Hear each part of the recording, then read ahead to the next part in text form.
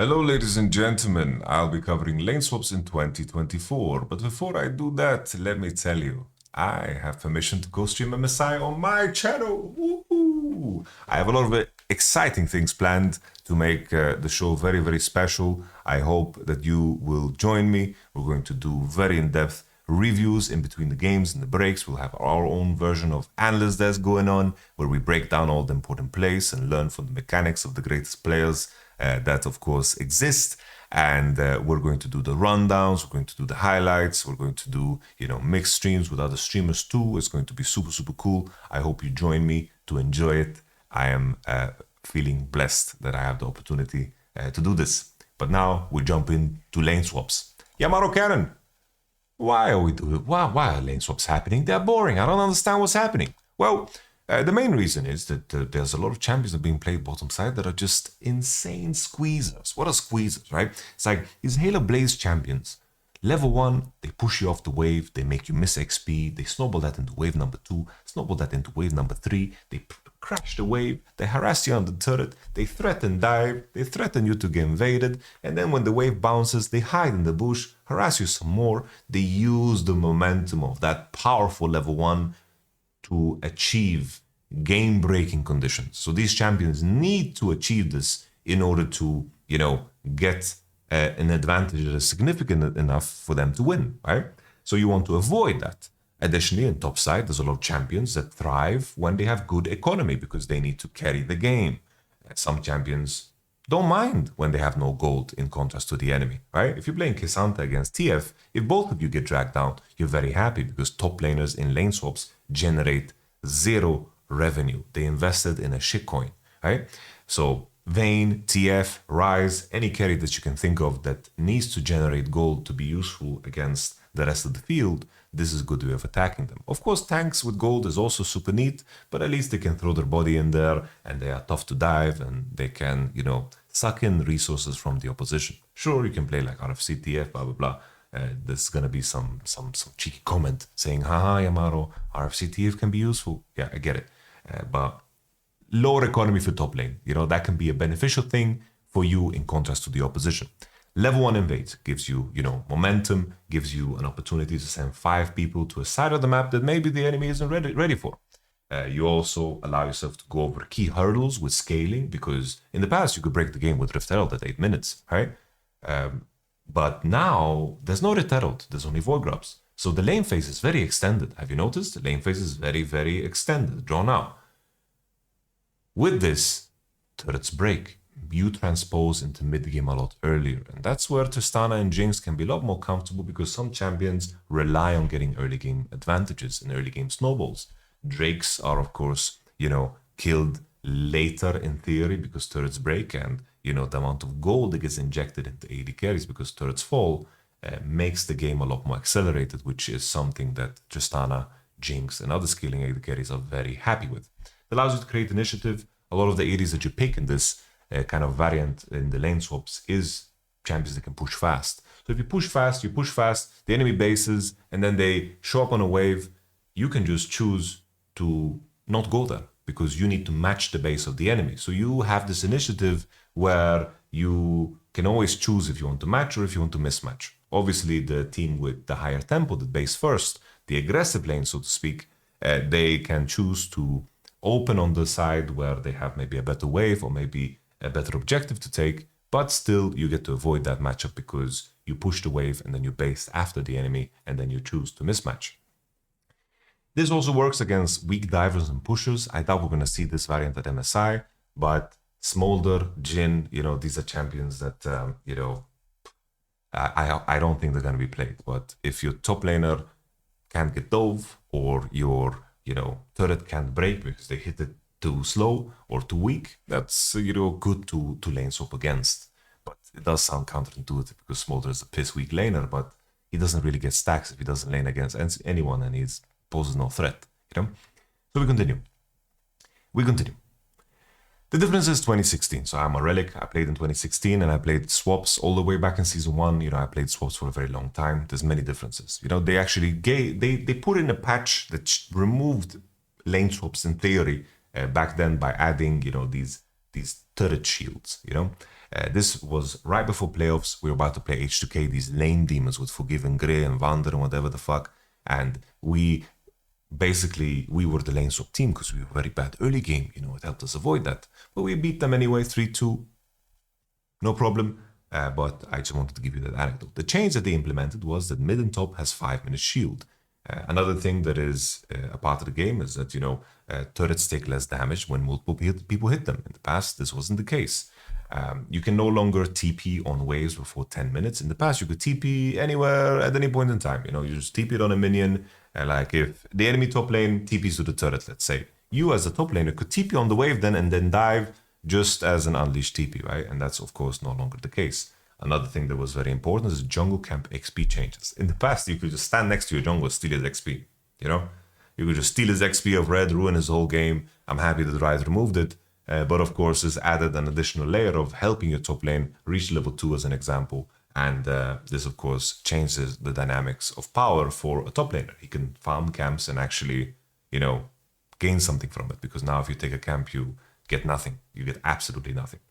Matching is also worse because, of course, the platings that you should be getting from your matchup, you're not going to be getting them at the same pace top because, of course, you know, there's a turret shield. Back then as well, there was no sweepers, but that's the history lesson. You know, these are the differences in 2016. I'm going to use some examples from there so you get to see them, right? The champions that are the most common and are good for this are, of course, bot laners that can push and scale well. So Jinx, naturally, Zyra Khan. Zyra Khan push turrets super fast because the W steroid applies on both. W attack speed for Zyra, W attack speed for Rakan. And then, of course, they one-shot waves and Rakan can start recalling and Zyra can cuddle up to him and then they recall together because they are a lover's duo. I hate the fact that that's in the game. I don't know why. It just makes the champions, you know, so powerful together. Tristana, Aphelios, basically the idea is you just let him take 7 minions on his own, so he gets level 2, so he can begin to rotate weapons, crash the wave, and then he begins to, you know, rotate his guns, and then eventually, you know, if he just spams the spells, he gets to the guns that are inherently very strong at hitting turrets and pushing waves. Supports, just scaling, demolish, Lulu. Blitzcrank is an interesting one, right? W, steroid, E, reset, good to hit the turret. Jungle, whatever matters for the game. Clear speed and dive power helps, but that's the case for any early game jungle. You know, clear speed is important because junglers need to adjust to the bot lane. They need to always move to the bot lane. If the bot lane bases, yeah, they need to base, and sometimes they don't get to clear their camps, and the enemy jungle clears their camps. And if you clear fast, then maybe, just maybe, you got more camps than a slower clearing jungle would have got, naturally. The windows where you need to be there are super crucial because if you're not there to dive and an enemy top lane catches 2 waves or something like this, it can be game losing in lane swaps. Because, of course, if the enemy top lane takes those minions, it also means that you hit the turret less and, you know, he got gold that he shouldn't have gotten, and XP that he should have gotten. Mid lane, you might get ganked by supports on occasion, might get ganked by top lane on occasion when they have windows, when ADs and whatever, and are stacking waves to then crash. They need to be there when the turret and the wave crashes because they need to hit the turret and also they need to be ready to dive, of course. But in between, they have some small moments, but mostly you'll play in isolation. So having a strong lane matters. You know, if you play a matchup where you can push forward and play aggressively, it can be very helpful. You know, you can play aggro with Orianna, it can be super cool, you know, because a lot of the times you have information on absolutely everybody. And top lane, Sion, Zac, Udyr. Udyr has his ultimate baked in, level 1. Zac, Sion, strong passive tanks, low econ champions are very good for this strategy. We continue. The how. Level 1 is crucial. There's a lot of details to level 1 that can give you advantages and disadvantages that you can use to defend yourself against the strategy that we're going to go through, of course. It's very important to maintain initiative. Always you need to be pushing and you need to be proxying waves and always have information if the enemy top lane crosses. And if the enemy bot lane bases, you need to match the base. You need to make sure that you deny enemy top lane entry, as I mentioned, and you need to keep vision on the lane to see what the top lane is up to because you don't want to let them cross. If you don't have that vision, your jungle is going to be panicked and he's going to not be able to clear his camps. He should be able to react to that information that ward and lane gives. And then you transpose into a standard game when ready or it's correct to do so. So of course, if the enemy bot lane has no sums, or maybe you have a tempo swing where you can match them and they didn't base for some reason, it is good to match. If they based and you notice that you are still weaker and you can create a circumstance where you can still mismatch and build your power, then it's good to continue the lane swap action. But eventually, this of course transposes into a standard game. Sometimes it happens early with just a lane phase, and sometimes it happens with turrets fallen, which is more of a mid-game, style of game, because it extends how long the lanes are, and it then changes the dynamic of how you slow push and how you push naturally. So we continue. We talk about the level 1 first. The level 1. So this is just baby pictures of a Faker. I thought it was fitting. For some reason, I decided to have Faker as the theme for this presentation. We continue.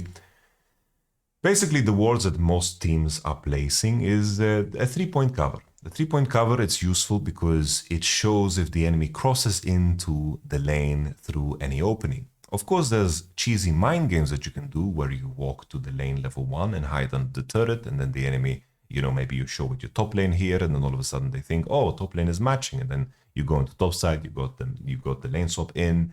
There are situations where you can go through mid too. I remember we did that in official games where we went through mid because we knew this was such standard wards. So of course, there's counterplay against this. There's mind games to it, but it does, annihilate some sense of doubt, because if the enemy, wants to re-enter topside later, you also spot him. If the jungle tries to sneak some camps, you also spot him. So this can be useful, of course. And these are common wards that are going to be placed level 1 in lane swap situations.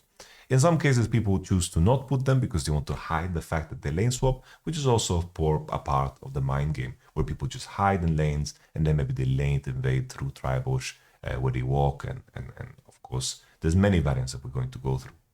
So we go to the next one. This is the optimized case, right? NIP and FPX was the inspiration. For those who don't know, this was, Zuo said that he saw this in solo queue and decided to pull it off. Here, NIP are really leveraging the fact that the enemy is not ready for it, right? You see the details of the enemy being Varus Rumble, and these are very, very hard. It's a very tough lane to lane against as Jinx and Nautilus, so they're trying to avoid that, and they have, this very big power here with the fact that the enemy doesn't know that this is coming. So NIP is doing a very standard thing here where Udi is Giga OP level 1, and he just fights Zhao Lahu to the death, and Lee Sin is now crossing away, and now Poppy is going in. Poppy was spotted, and now Diana's laning mid, right? These guys are clearing together, and now just because Zhao Lahu doesn't spot Udyr crossing, he wants to go into top side to at least get a refillable base before he bases and TP back. So he's going to pop his potion, Q the wave, and then slowly he's going to TP back to refillable. And now he gets surprised by, of course, Zuo and Photic being in the bush. They didn't need to see us just yet, and he wanted to punish the fact that Udyr, is not laning. And at this moment in time, Lee Sin is on bottom side, the Varus and Rumble are starting to push, and now Udyr is using his free time to, of course, harass the mid laner, because now Udyr is not really needed here just yet, so he's just harassing Diana, and Aki, after taking the wolves, is looking to dive the Renekton. So, of course, this team on the other side doesn't really know what's happening. Shang-Chi goes back into mid wave. As I mentioned, top laners and supports will occasionally have free time to gank mid, because you only need 3 people to, of course, dive, especially in a case where Renekton goes. So this was, of course, the inception. This was, the start overall, and this is where everything began. And you have the situation where the enemy team just doesn't know how to adjust.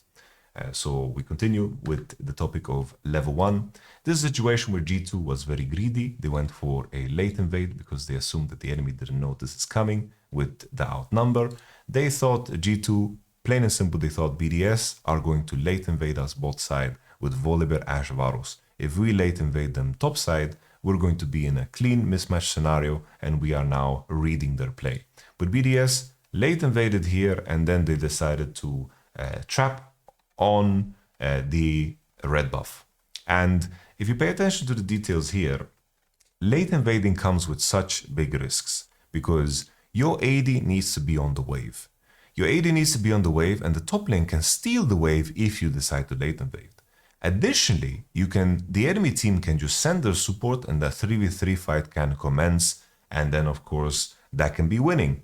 The enemy AD can just start pushing bot, and Jinx is going to start push top because she needs to be there, right? In some cases, you can invade a lot earlier and make sure that Jinx hovers, which is of course a play, but that requires you to be a lot stronger level 1. So this G2 play of course comes with a shit ton of risk. And keep in mind that Ice didn't necessarily need to even be here. Even if Ice wasn't here, this would be of course a winning situation for BDS. So just keep that in mind, right? So BDS read their play, but Jinx is on the wave, and a crucial detail here as it transposes is that Varus loses all of his HP, but more on that later. We're going to focus on the level 1 portion of everything, right?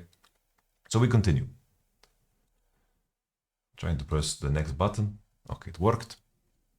This is a example of Vitality just going for a level 1 invade. They're putting all the 3-point wards. They want to swap away from, of course, the Kalista and the Alistar. But Kalista is already in the lane, and eventually Alistar walks down there. And Vitality do this move where just because they didn't see the enemy just yet, they are playing the mind game where they are walking to the top wave as late as possible because they know they're going to be spotted here. Another detail of what is important in these moments is that you hug the wall, because in cases where the enemy puts a bad ward, you can actually avoid it, which is of course a strategy. So here you see the Vitality, they walk very late on the top wave because they want to play as deep of a mind game as possible. Alistar did the same, of course, on the bot wave, and now we have a mismatch scenario. Now we continue. Trying to press this button, doesn't let me. This is just another example of a team putting down wards, Vitality in this case too. This was 2016. They dropped their wards. They have the 3-point cover, but already Kog'Maw and Thresh are already in the wave top, so they find a way to actually match. And then Graves is already on top side, and in this moment, H2K called their bluff completely, right? And Graves wanted to clear with Nidalee plain and simple because he expected the lane swap scenario, but Malphite was already on bot wave and H2K read them like a book, right? But of course, in the modern game, you can't TP on the wave like this. Cabo would have to TP to the turret, and that would take a lot longer to come to the wave.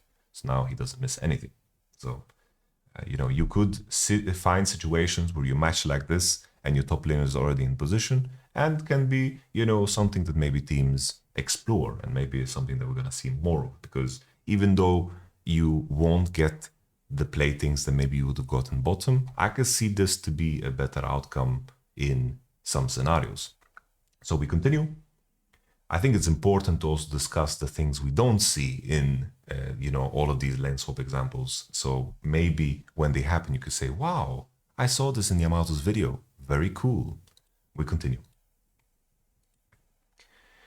This is the safe example because in this, what GK do here is basically they do it as safe as possible. They don't do any late invade, and basically what the Zeri and the Rakan do is they're just in the wave. They're making sure that the Maokai doesn't steal anything, doesn't steal any minions. So in case Maokai was in the lane, they can chunk him with Zeri Rakan, and then Sejuani doesn't risk herself with the invade, and Sejuani Zac are just going to take 3 camps. The big difference here, of course, is that you get very little CS as jungle here. With Sejuani, that can be fine, of course, but you get very little CS. You get 3 camps, and then maybe you get golems on the other side of the map. Another detail of this is, in a lot of cases, the enemy can actually also choose to defend here. If they want to, Poppy can, for example, do Raptors, Red, Golems, and then defend topside. But this, of course, allows then the bomb to TP into the bot turret. But this type of opener gives chances for the defender against the lane swap to maybe defend the big stacking wave on topside, and maybe, create a circumstance where you still dive bot. Maybe you have a mid laner that can crash 3 waves and hover in the bottom side and dive instead of the jungle and the top lane. And then maybe jungle top lane catches top wave, and then maybe you get a big swing play where you punish the top laner, the TP's bot, because he wants to punish the Maokai showing top.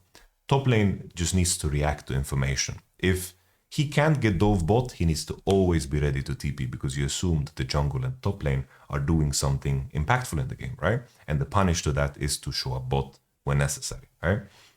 So just another detail, this of course GK played a very safe variant here. You see the extension, Sejuani is just clearing camps. Linkas and Maokai just go on the bottom side. Now they are racing, but of course, you know, the Aphelios and the Thresh that are hitting the bot turret hit the turret faster, and then you see both sides warding deep because they want to spot if the top laner, of course, is crossing, you know, because that's super, super important. If they spot the top lane early, then the jungle can come and he can clear his camps in peace, because you don't want your jungle to just sit and masturbate in the bush. We continue. This example as well, you know, this also kind of highlights some of the dangers. Here in this spot, Photic and Zuo are just in the lane, and then Sanji is doing the same move as he did in the previous game. But you can see, you know, the difference here is that Flandre is actually hovering, and they are fighting then 2v2. And another detail of this is that supports can also hover, right? Missing could have hovered towards mid, and he could have just decided to fight here. There's no risk in Missing hovering in this position here and then just deciding to fight. The same thing for Rakan. Maybe Rakan could go into Tribush, but NIP are trying to hide the fact that they are swapping. They are thinking that the enemy is not going to be ready for it because the bot lane matchup isn't that rough. But here they go for the lane swap because NIP wants to catch JDG off guard. That is a part of the thing. G2 tried to catch BDS off guard in the first game. Here, NIP is trying to catch the enemy off guard. So this comes, of course, with a level of risk if your level 1 isn't much stronger than the enemies. So here they're fighting. Eventually, you know, you have the situation where Flandre is ghosting away. There's some trade of kills. Vi gets a kill on Rek'Sai. Rek'Sai, died. Vi is level 1 still, has Q start, and Flandre is gonna cross. You know? Here, just because of how behind Aki is on tempo, Rek'Sai already spawning and already being back, this of course gives JDG, you know, the potential to defend topside, because the key difference, of course, in a lot of cases is that, you know, the jungle gets level 3 and then you deny the enemy the entry from crossing, and then, you know, you have a situation where, boom, you dive the guy. But if there's any imbalances like this, like in this position, JDG will have a very easy time crossing into the turret to defend. And something that could happen, right, is if you know that the enemy is looking actively to lane swap and you're contesting as 3, and then, for example, Zeri decides to freeze the wave bot, right? Imagine Zeri freezes the wave bot. She pulls the wave level 1 and is slow pushing into her. The enemy is bleeding CS.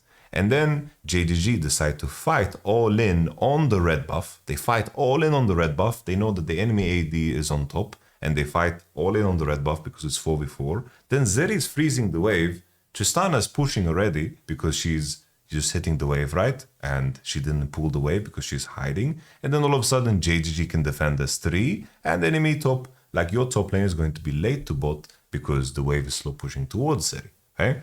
And you are late invading and you're fighting and your top lane's in the action. So it's not easy for him to snap TP. So this is an additional layer that we are going to see at, of course, MSI as an adaptation to lane swaps. We continue. Trying to go to the next slide. This situation, I think, is, you know, a good example of a good punish. G2 in their example, you know, in that moment that that I showed, BDS is going deep and they're putting all the wards down, right? They're putting all the wards down, and in that moment, G2 for some reason didn't go inside the enemy jungle and put wards down. Here you see that the moment G2 gets spotted on this ward that got placed because it's anti-blitzcrank ward, because you don't want to stand in this bush, they know now, okay, we can enter into enemy topside. They're going into the topside very quickly. They're putting down the vision. And then they do this play where they late invade, like basically the early invade into enemy jungle. And that allows them to be 5 on the spot. And then they cross, of course, into the topside.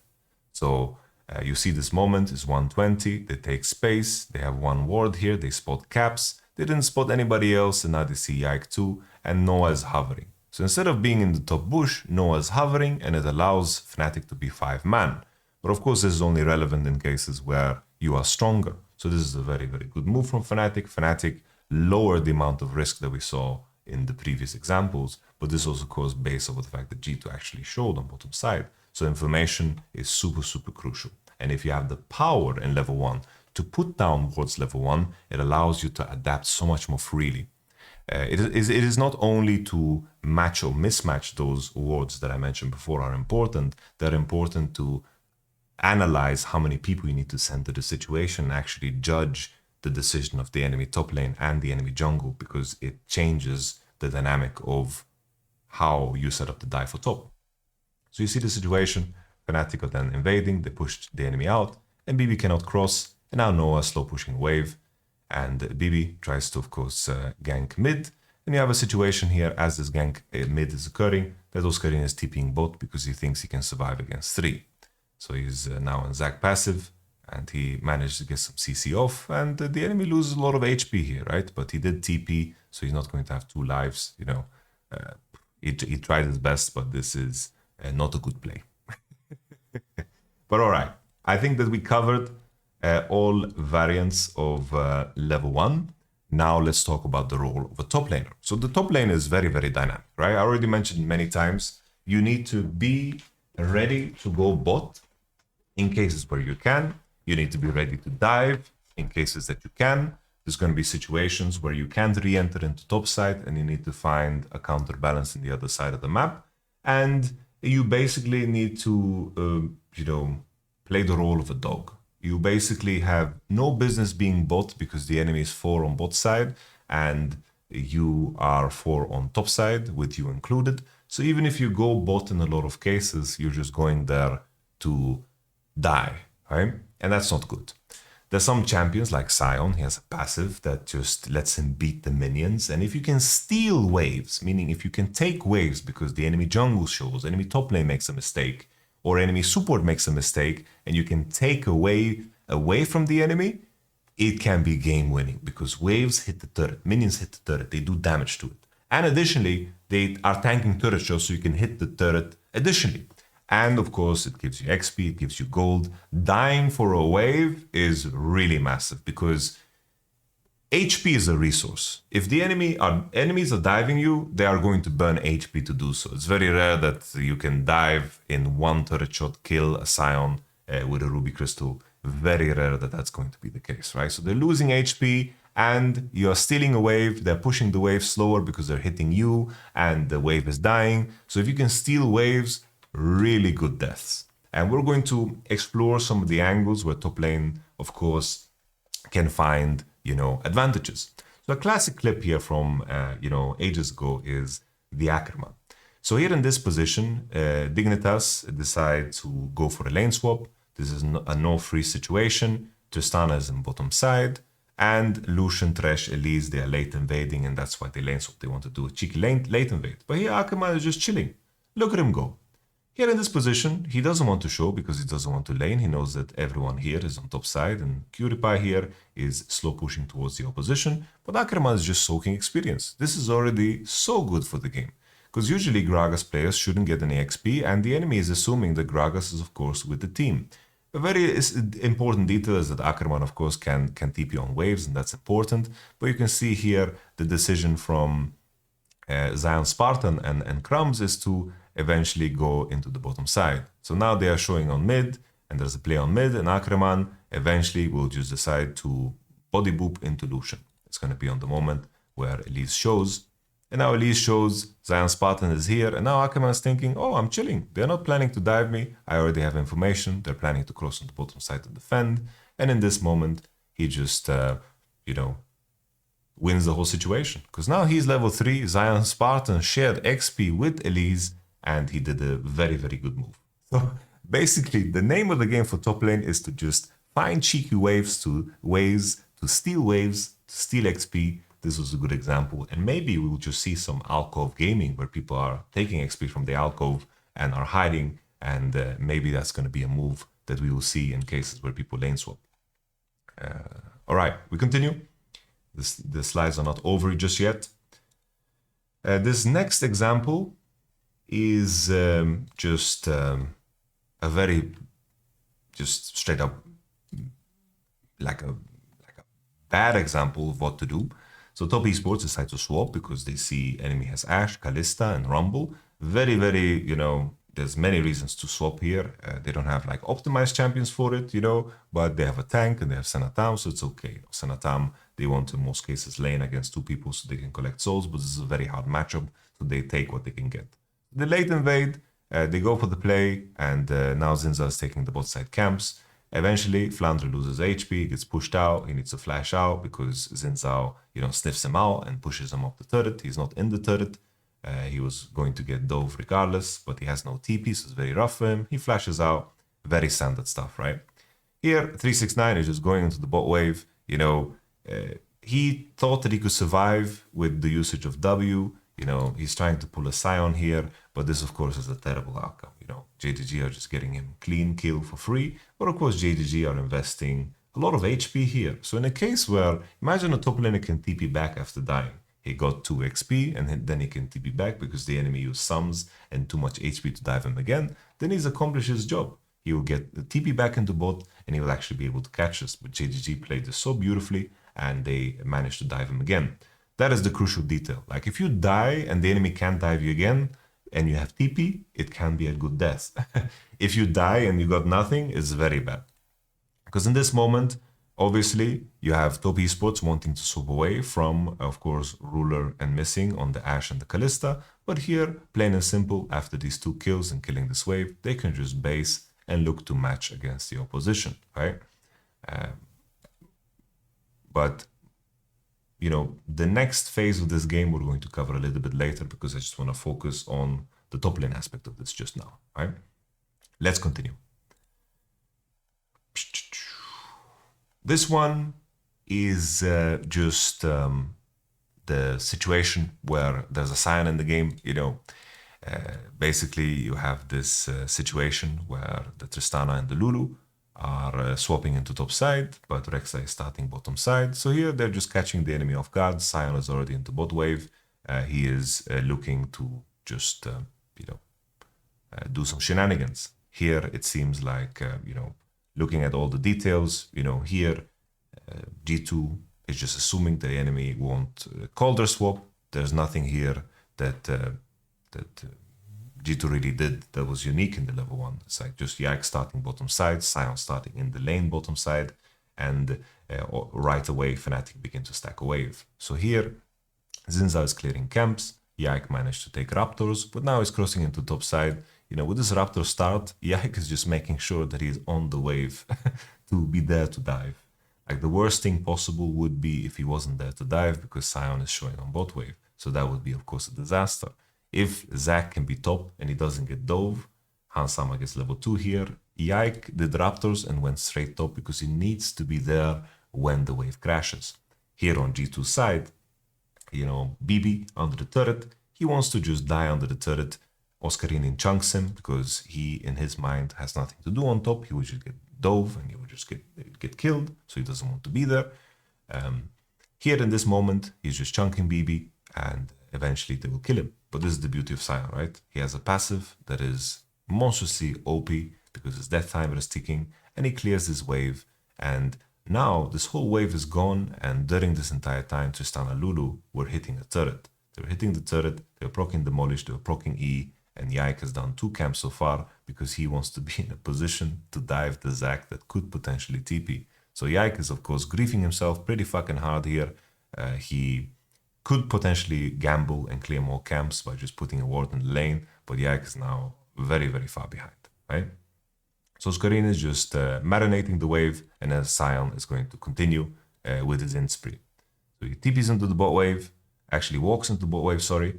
He keeps the TP, and now he walks, tries to cancel some bases, and now he sneaks in, goes to the turret, he flashes, and he just wants to make sure that he uses the passive. In this case, he gets greedy, wants to kill Oscarinin. He tries his best, doesn't get it done, it's very close, and this is of course the power of Scion.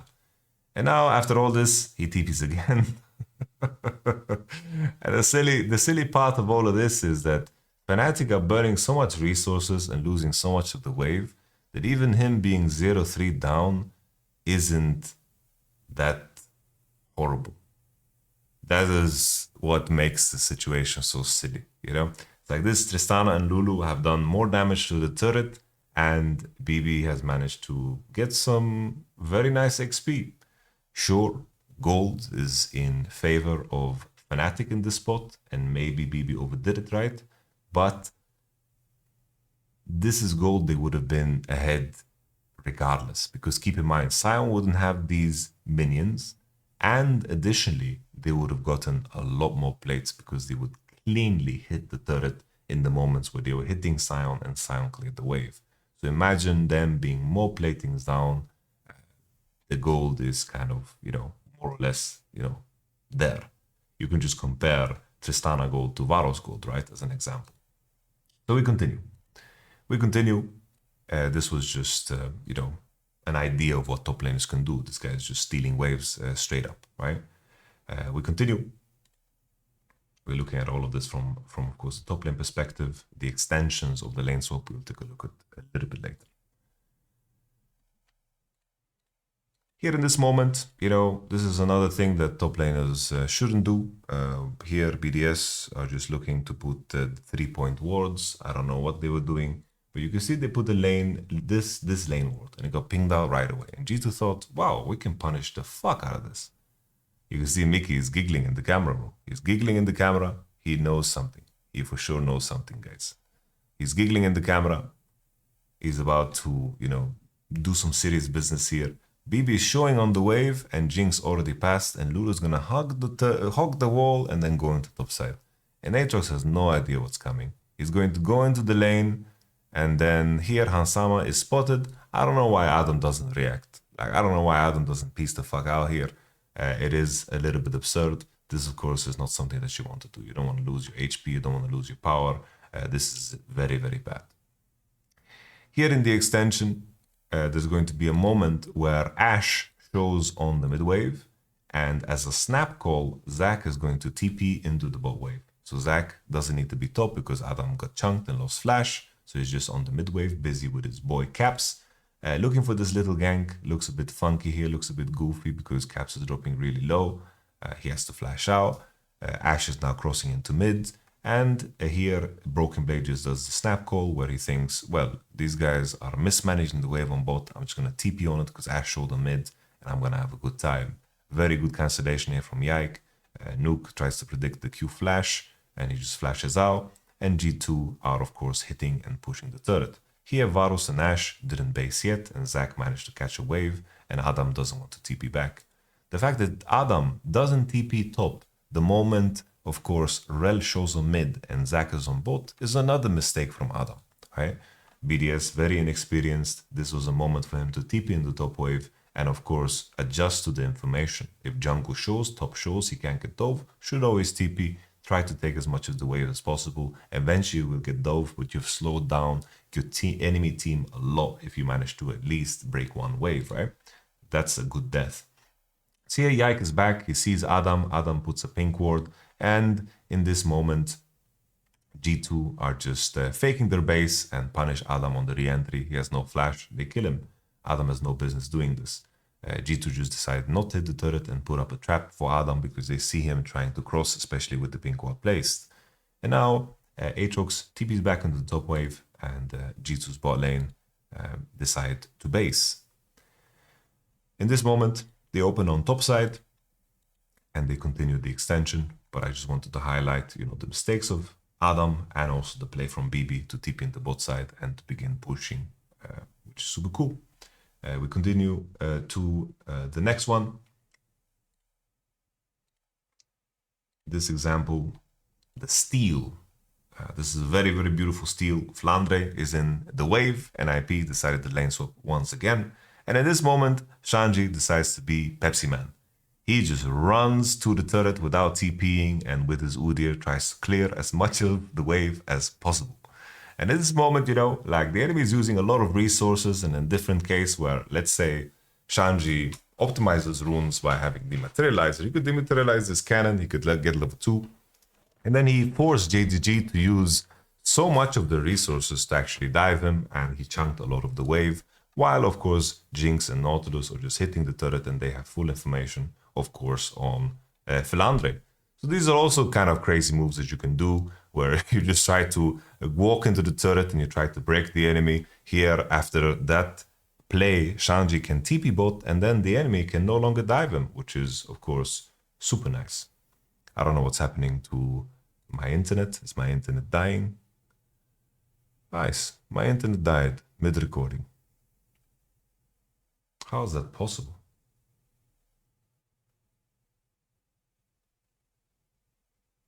No way.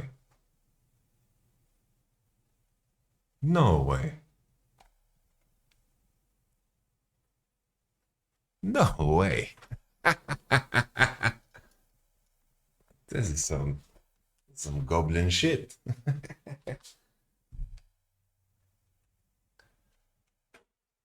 Oh, I think it's back. I think it's back. All right, it's back. What if I do that and do that? All right. Technology, forgive me.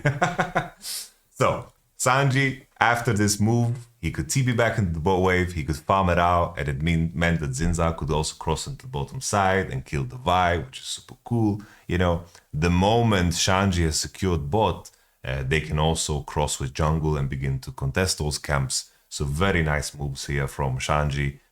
Finds a lot of value. And then, of course, the moment Philandre sees Zinzao, he can cross to the turret, you know? So these are the details, you know, Philandre adjusting to the info, and of course Shanji doing clever moves to steal waves. That's the name of the game, steal waves at all cost. Now we continue. Another example here of a top lane move.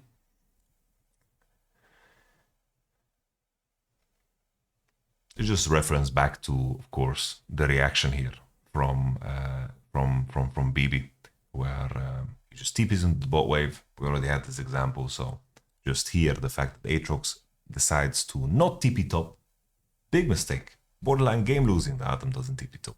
And also at the same time, Zac gets to catch waves and Aatrox doesn't catch waves. Really, really bad. So now we're moving on to the portion where we talk about extensions. So I guess we can talk about other ideas. I forgot I put the slide in. Other ideas, I mentioned Alpov Gaming. Another thing that you can do, right? I mentioned that top laners can just stay in the lane and then just fuck with the enemy AD when the enemy is invading. You can do so with Olaf, Darius, Udyr. Imagine if you're just on the wave and you try to 1v2 with your flash and your ghost or whatever the fuck. There's rooms to, you know, get crazy there. But obviously, you know, the only champion that might get play is Udyr because there's no Adam at this tournament. Make Darius as a counter pick, Olaf as a counter pick. And then also there's a very cheeky thing that you can do. If you manage to maneuver yourself in like a canyon on Kane type of way where you can cross into enemy territory and proxy the wave, this can also break the whole lane swap idea because the enemy will be one full wave behind. And this of course goes both ways. Like if you can sneak in to the enemy side and break their wave before it comes to the wave and you're one full wave ahead, it can be game losing. But it's very hard to achieve this because you have to assume that people cover. But if you have with level 1 information and you know how people position and you can do like some sneaky action and you can steal a full wave and you like die with Scion passive running into the turret and you just kill the wave before it comes, you can win the game on the spot. All right, so extensions. So what are the extensions? You know, it's like, what are the overall movements you see from bot lane and the decision making you see as a whole? What are the variants of lane swaps that we can see and will see if they occur, right? Let's just jump right into it. You know, there is, there is a sentiment where, you know, sometimes you're going to look to defend. But if you want to defend, it's very important to be there before the wave crashes, because when the wave crashes, the enemy is going to go past, of course, the turret, and they're going to proxy the wave and hit the turret at the same time, meaning that you're no longer getting supported by this tower.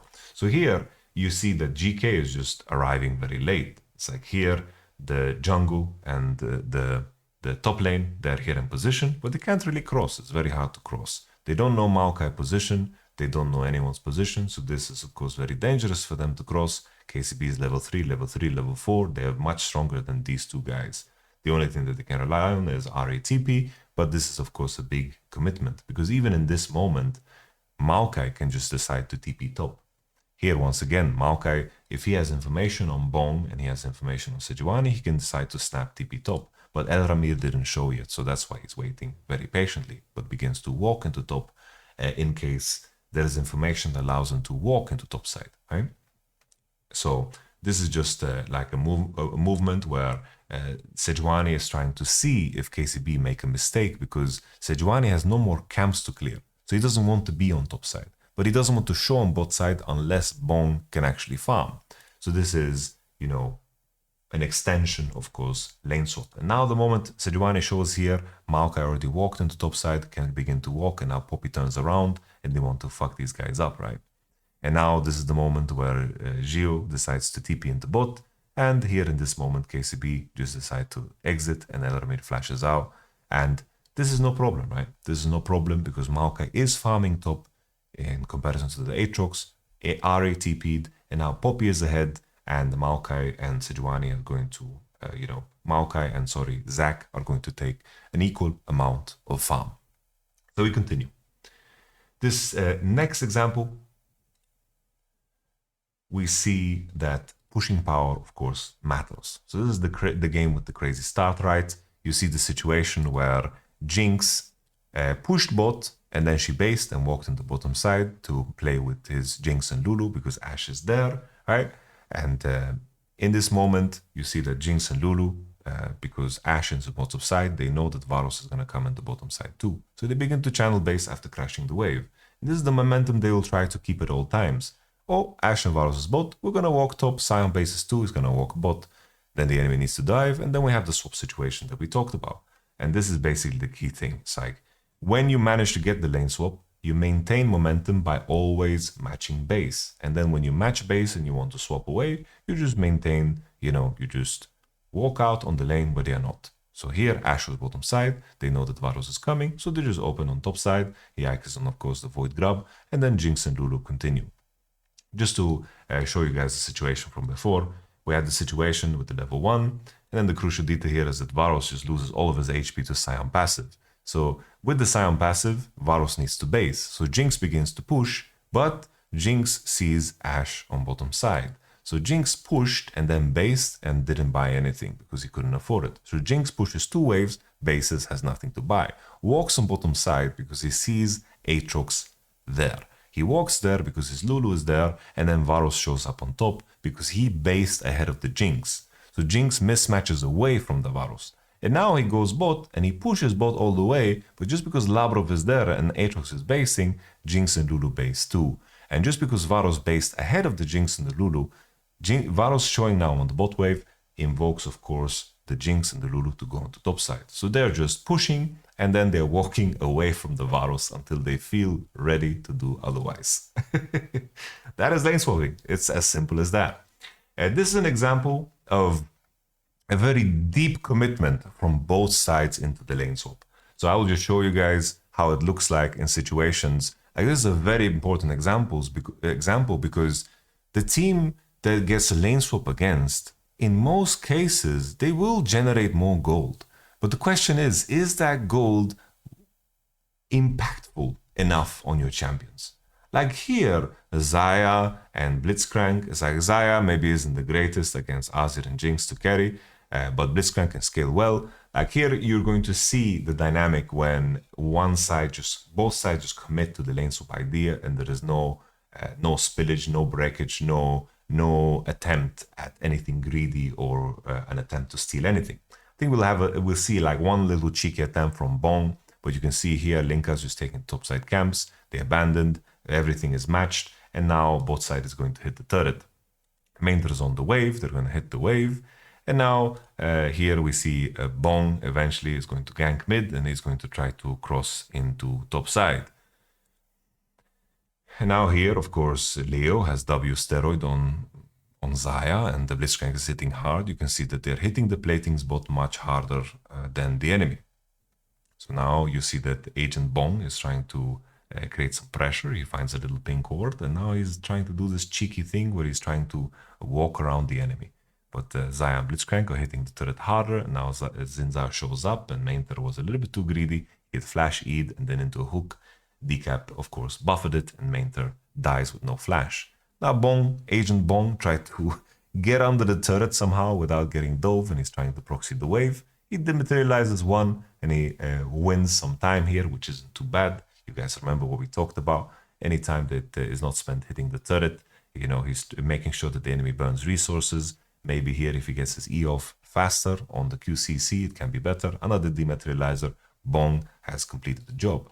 Two platings still alive, and then of course Leo and Decap got the full turret already. And this is how fast they took the turret with Xayah and Blitzcrank, right?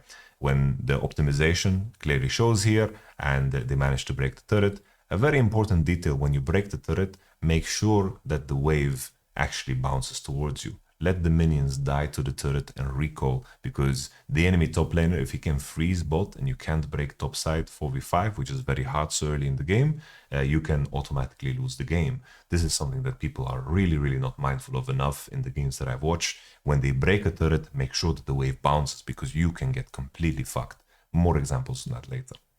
So we continue. This is a continuation of the Laneswap. KCB now need to match the base of Xayah and Blitz because they based. Here, Mainter can choose to freeze, but he chooses not to.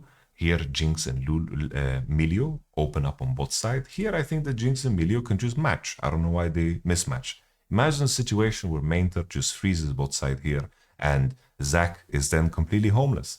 Xayah and Blitzcrank are gonna stack a wave, but how do you dive if the enemy jungle matches and also Mainter has TP? So they could have won the game on the spot here. But instead, they want to funnel more farm into Jinx and Milio, and they cross into bottom side. So here, Xayah and Blitzcrank are now on the Void Grub side, and they're going to hit the turret, and Volibear starts the Drake because they know it's a mismatch. But this is just the extension of the lane swap. Bong can't farm, Mainter can't farm, he's on the wave that is stacking, and here Blitzcrank and Xayah, of course, are hitting the shit out of the top turret. So here, they got another tower, and this is just such a deep commitment to the cause. And now Mainter can do the same thing where he freezes top, and now Blitzcrank base because he has tempo, and now they can defend bot, and Jinx and Milio didn't get a base. I just wanted to show you guys an example of a full extension of the lane swap that can occur, you know? Here, I think that, you know, the situation is very awkward because now Mainter, I believe he's freezing, and eventually it will break, but Jinx and Milio are just doing the greedy thing where they are the ones, you know, going on the wave that is freezing. And I think these are two crucial mistakes that Casey did, where they could have won the game if they just decided to match, but they were so ingrained in the mismatching that it cost them the game. Because look at this position here, GK can just invade these camps, and they're all the people in the right spot, and Jinx and Milio's tempo is just so shit, because even in this spot, GK can begin to play for the bottom tier 2, right, with all these camps taken, because the tier 2s don't have any shields or anything, right? All right, we continue. So this is just a full extension. Let's go to the next clip.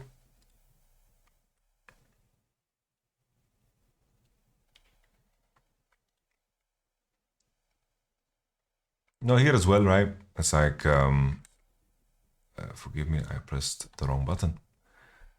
In this moment, you just have, you know, Bong sacrificing his life to screw the tempo of the Aphelios. He didn't manage to get anything. Imagine this spot again, Mainter just freezes the wave. He freezes the wave, GK didn't make the wave bounce. If Mainter freezes the wave here, and Casey's bot lane just goes bot, it's just GG on the spot. Mainter just needs to freeze the damn wave. I don't know why he's beating the shit out of it, why he's queuing it. Imagine a position where he freezes here. The enemy bot lane would then have to open on top side to fix it.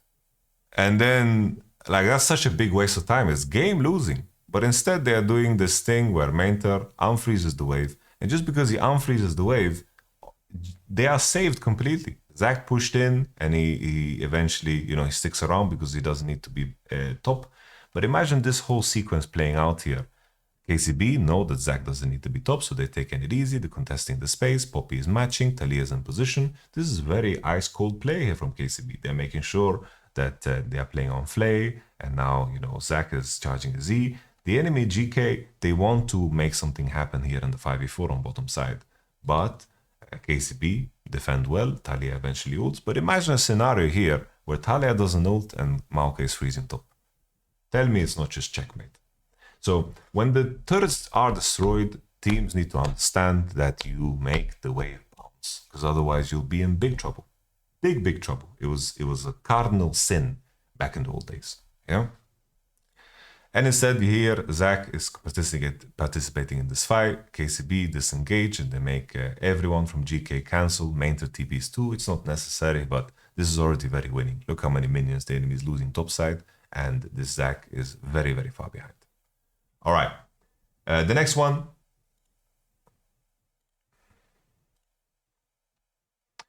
This is another good example, right? Like I will show you this one because this is me, coaching my homies in Rocket, Taylor, legendary Fnatic coach.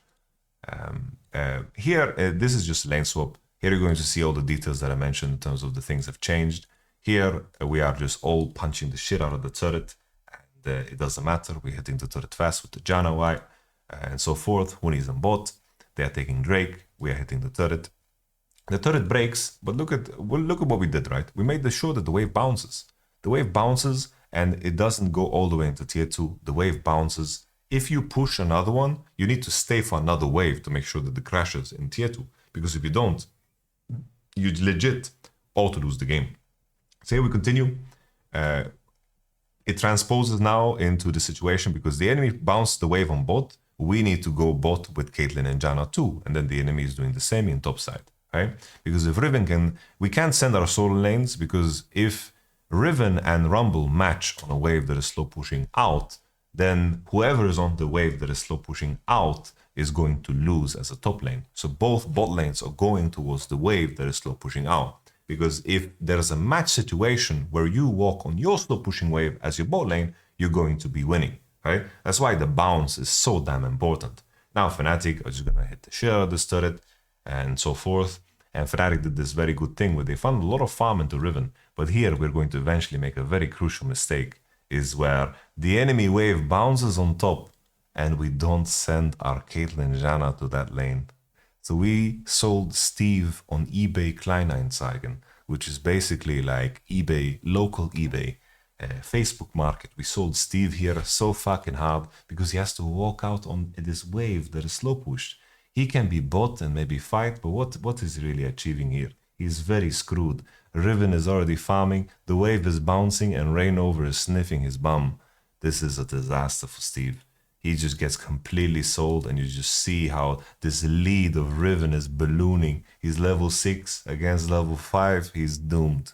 That's why bouncing the wave is so damn important. It's so damn important, and I'm surprised that these teams didn't manage to punish that just yet, and these teams were so greedy, of course, in pushing another wave and giving the enemy an opportunity to freeze. You really can't do that.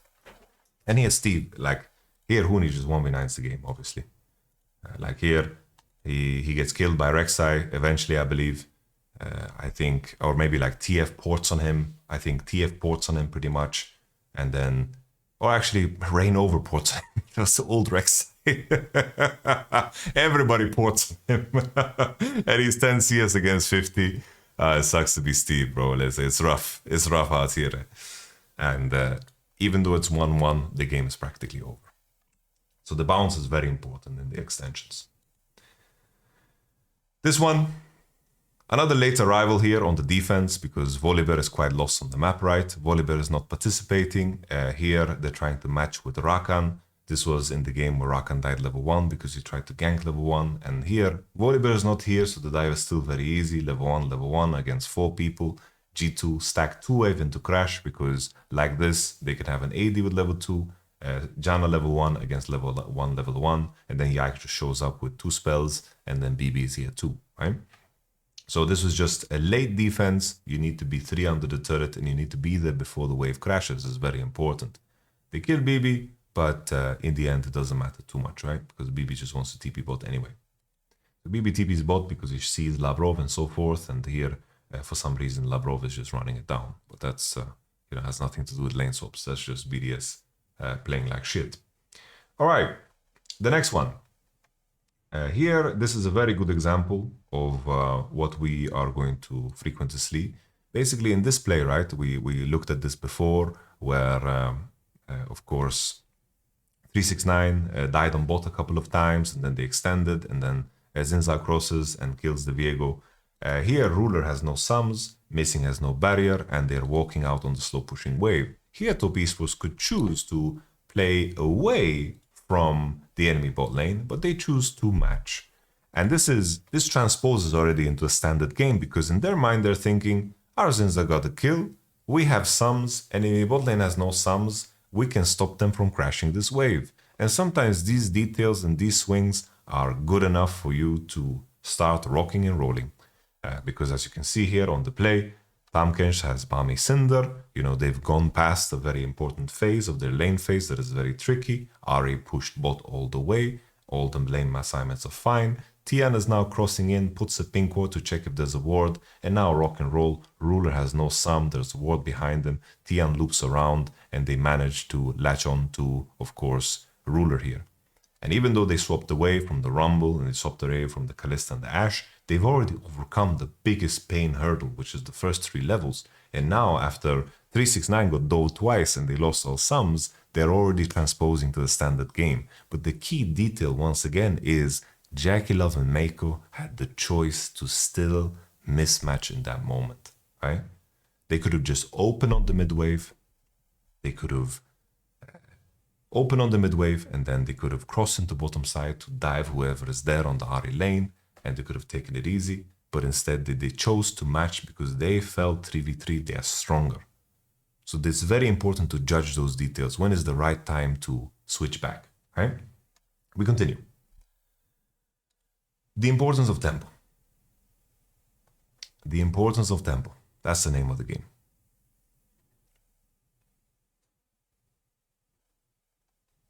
I'm not sure why I had this replay. I'm going to scroll. I guess this is just the adaptation of like TF showing on mid wave. So Zach decides to TP on the base, like TP bot, to go. But I think the extension here that is important is after they made this play on bottom side, Mickey's low HP, Hansama's low HP, they cross into enemy red buff, and now Kalista is going to showcase that she bases. There's this 2v2 action that happens, Kalista crosses into jungle, and then, like clockwork, Varus and Renata just match the base.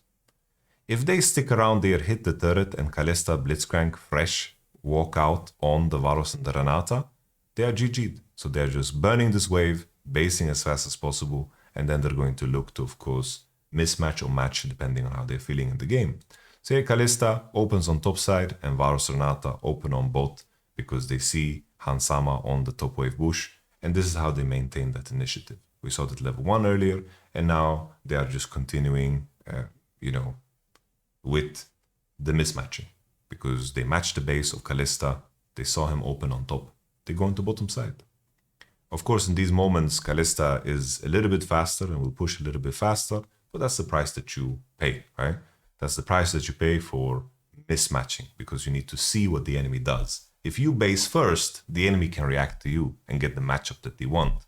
But you are the one that has a little bit of a tempo advantage, right? But here, Hansama is hitting the turret earlier, while Varus and Renata are hitting the bot a little bit slower, but it doesn't matter because they got the matchups that they wanted. And jungle-wise, of course, this makes sense. Poppy has all these camps to clear, and they're taking it easy, right? Another example. A lot of examples here. I hope you guys are keeping up. Here, just the extension of what happened, of course, the big punish here. Sion, of course, dies 4 times, and Fnatic decide to stick around for a very long time. They're hitting the turret. And now eventually here, Sion crosses in. And the key detail here is the fact that Hansama has TP. They broke the top wave, but Zac, of course, he can freeze here once again. He can just freeze. The crazy thing here is that Fnatic bot lane is not basing. They broke the cardinal rule, right? Because it goes both ways. Like if Tristana and Lulu base first, you need to base too in order to match power in the gold department. This is very important. Here, Broken Blade is level 4, and Oscarinin can catch up if he decides to freeze that wave, which he should. He should, of course. We talked about this many times. For some reason, These guys are not freezing the waves. Here, Fnatic are too greedy. You can only stay if you are stronger than the opponents that can come. Otherwise, it's a mistake to stay. So enemy bot lane based, they should base, especially when Tristana has TP. Because now, Tristana's coming fresh, she has item, Noon Quiver, and here Hansama could win the whole game. Just because Fnatic's bot lane didn't base. If they based here and Zac froze the wave and they defend bottom side, just like before with Oscarine and TP, they can win the game here on the spot. But instead, they overstay and now G2 has the opportunity to win the whole game. Here's in Zhao, I believe he's spotted on a ward there, and then Hansama, of course, pounces and jumps in. This is a very good play from Hansama, but of course, he misplays. It's a very, very ugly play here, not flashing the Q, like this is, went from game winning to game losing, right? Because now Zac is farming for free, and Fnatic Noah gets a very, very fast recall, and Hansama used TP to gain absolutely nothing. Noah needed the base anyway, so a 1-for-1 for him is perfect, while his Zac is farming. So they're taking it easy, you know? Just the importance of tempo, that is all.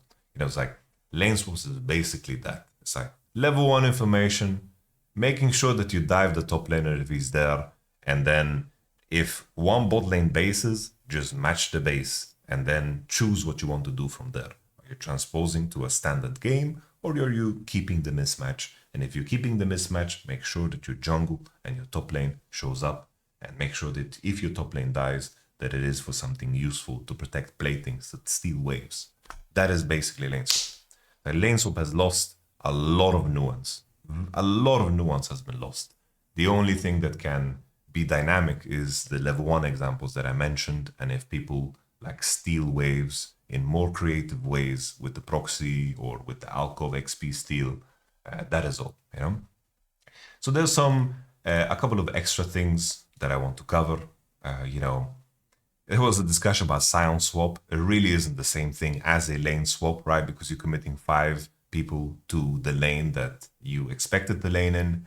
The frozen defense is something that I think also can be, you know, talked about. The weakness attack, you know, the attack against, of course, you know, a Jhin or a fucking Smolder because they are so weak, you know, that's something that can happen. Standard games, lane swap happen in standard games too, right? But they are just like macro lane swaps. The best example, of course, is what Genji did, right? It's like they are practically swapping, and you can see the principles of lane swap occurring, right? It's like Kalista and Nautilus, they based, and now Gumayushi and Korea are on the bot wave, and they're choosing actively who to go top. That wave is coming into them, and they know the reaction from Aatrox would be to try to push this, because here Rumble made sure that this wave freezes and pushes into them. So here Nautilus and Kalista are opening on top wave, and Aatrox is doing the natural thing of hitting the wave, because he wants to stack this to make sure that the Rumble can't break the wave. Very natural stuff. And in this moment, Gumayushi and Poppy are very happy to freeze this wave for the first time, but the big punish here is the fact that Keen, of course, on Rumble will have ult, so of course he can clear a wave if the enemy stacks it, but Poppy Draven freezing means that the initiative the Kalista Nautilus create by being top is so fast. These guys are freezing, the wave is dying, and they're trying to bait, of course, Kalista Nautilus to go into bottom side, but the same exact principles apply as we mentioned before. The main thing, of course, the main detail is that here in this spot, Nautilus and Kalista, they go for this play, they go for this trade. They don't get a lot out of it, right? Some trades of some ignites get exchanged. And then eventually, you know, Gumayushi crashes. You know, they get the freeze going, you know, they get the freeze going here. And Kalista Nautilus just choose to base. And T1 thought they are doing a good thing by pulling the freeze, right? It's a very standard lane thing to do. But the principles of lane swap apply, and they apply it in a standard game that has nothing to do with like level 1 lane swaps, you know? This is a beautiful, beautiful sequence because Zeus is doing the natural thing, and T1 is also doing the natural thing in theory, but this was the ultimate punish. And T1 starts to slow pushing out, and Chovy is stealing waves. You guys see the concepts?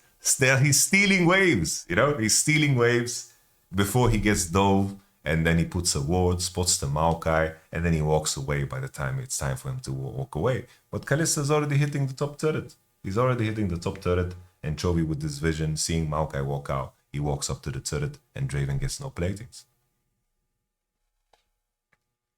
And now in this spot, right, here, Aatrox, of course, is taking a big risk because Viego and, of course, Nautilus could still trap him. But here he won the gamble.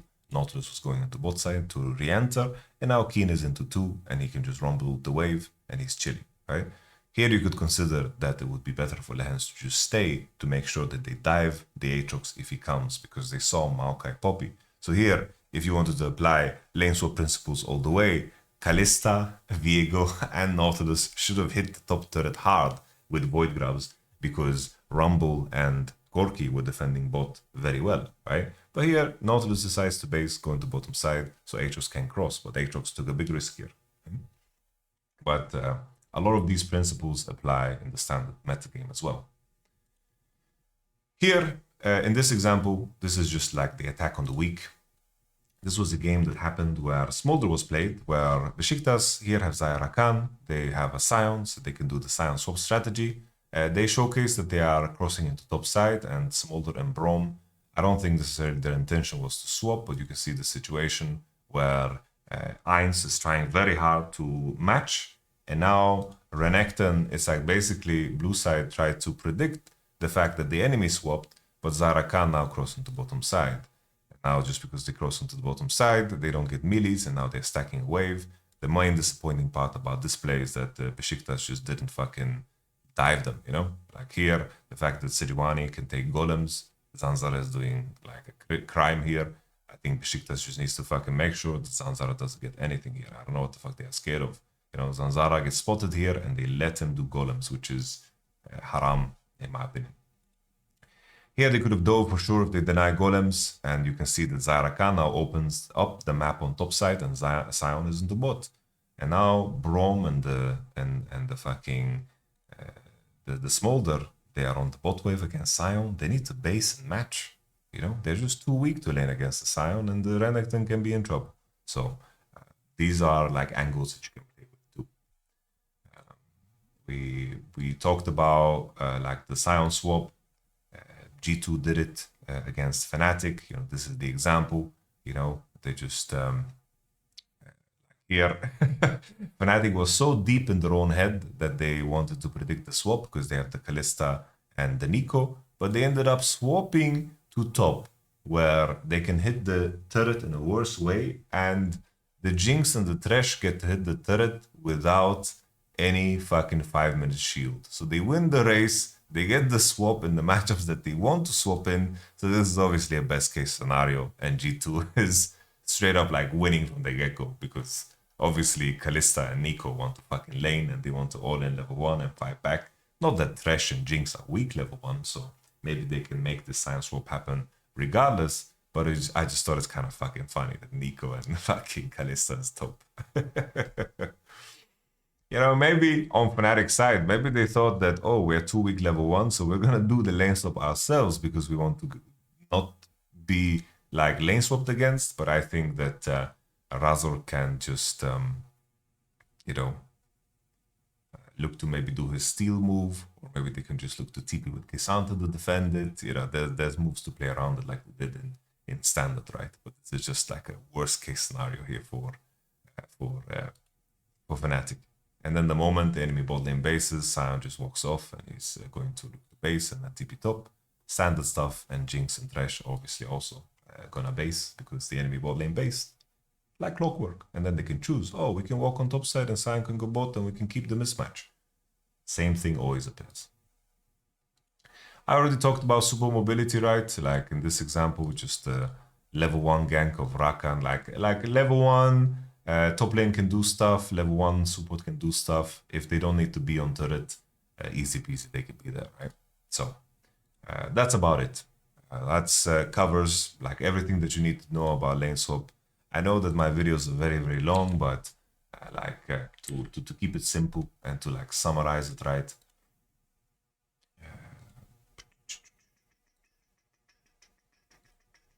PC is really falling apart.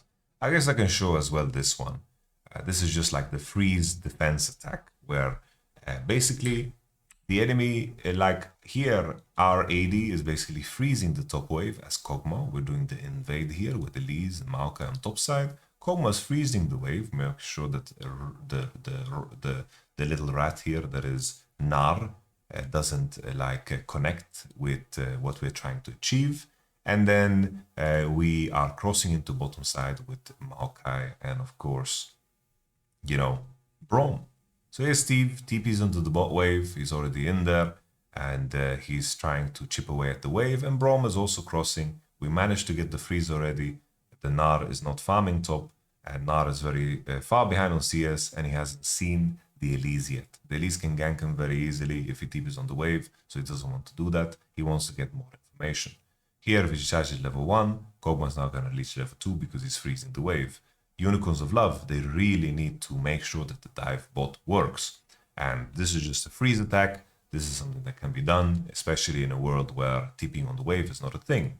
So this is something that we can see, especially in those games where the enemy bot lane is too weak to level 1 invade, and you can just freeze the bottom wave and then hover with your support, you can really fuck up lane swaps. So, as a conclusion, right, I don't think lane swaps are OP. Like, genuinely, I don't think lane swaps are OP. Like, you gain value in a swap if you win level 1 fight. You gain value if your Sion can steal waves like a little rat.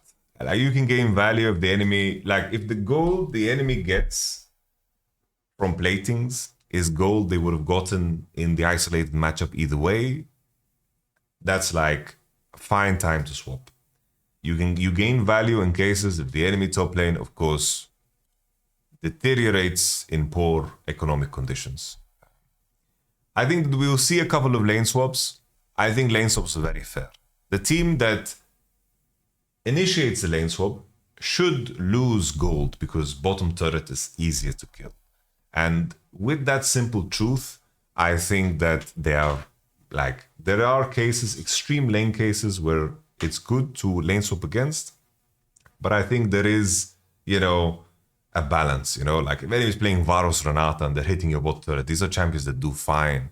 So it's not that bad that they are in the game or they're not paying that big of a price. It needs to be very, very extreme. And the added element of catching the enemy off guard is very crucial.